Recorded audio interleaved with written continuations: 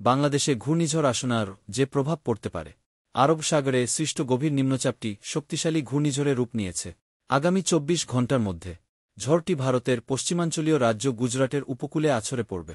এরই মধ্যে এর প্রভাবে পাকিস্তানে ভারী বৃষ্টিপাতে ২৪ জনের মৃত্যু হয়েছে। ঘূর্ণিঝড়টি ভারত ও পাকিস্তানে আঘাত হানলেও বাংলাদেশে আঘাতের কোনো আশঙ্কা নেই। এর প্রভাবে দেশে বৃষ্টিপাত হতে পারে বলে জানিয়েছে আবহাওয়া অধিদপ্তর। শনিবার ৩১ আগস্ট ভারতের কেন্দ্রীয় আবহাওয়া দপ্তর আইএমডি, পাকিস্তান আবহাওয়া অধিদপ্তর পিএমডি ও বাংলাদেশ আবহাওয়া অধিদপ্তরের বিএমডি বরাত দিয়ে এ খবর জানা গেছে। এনডিটিভি জানিয়েছে, ধেয়ে আসতে থাকা ঘূর্ণিঝড়টির নাম দেওয়া হয়েছে আসনা। পাকিস্তান রেখেছে এই নামটি। গুজরাটের পাশাপাশি পাকিস্তানের দক্ষিণ পূর্বাঞ্চলীয় প্রদেশ সিন্ধেও আসনা আঘাত হানবে। আইএমডির সর্বশেষ পূর্বাভাসে বলা হয়েছে, এই মুহূর্তে গুজরাটের নালিয়া শহরের পশ্চিম উপকূল থেকে ২৫০ কিলোমিটার, পাকিস্তানের করাচির উপকূল থেকে ১৬০ কিলোমিটার এবং বেলুচিস্তানের পাশনি উপকূল থেকে ৩৫০ কিলোমিটার দূরে রয়েছে। বর্তমানে ঘণ্টায় ১৪ কিলোমিটার গতিতে এগোচ্ছে আসনা। এর প্রভাবে গুজরাটের জামনগর, সুরাট, পোরবন্দর, মোরবি, দ্বারকা এবং কুচ জেলায় গত বুধবার রাত থেকে শুরু হয়েছে ভারী বর্ষণ। অতি বর্ষণের জেরে এসব জেলার অনেক এলাকায় বন্যা দেখা দিয়েছে। তবে সর্বশেষ ২৪ ঘণ্টায় সবচেয়ে বেশি বৃষ্টি হয়েছে কচ্ছ জেলা। আইএমডির জ্যেষ্ঠ আবহাওয়াবিদ রামাশ্রয় যাদব বলেন, গত ২৪ ঘণ্টায় কচ্ছ জেলায় ৮৮২ মিলিমিটার বৃষ্টিপাত হয়েছে, যা স্বাভাবিক সময়ের তুলনায় অন্তত ৫০% বেশি। এছাড়া সুরাট এবং কুচ জেলাতেও গত ২৪ ঘণ্টায় ভারী বর্ষণ হয়েছে।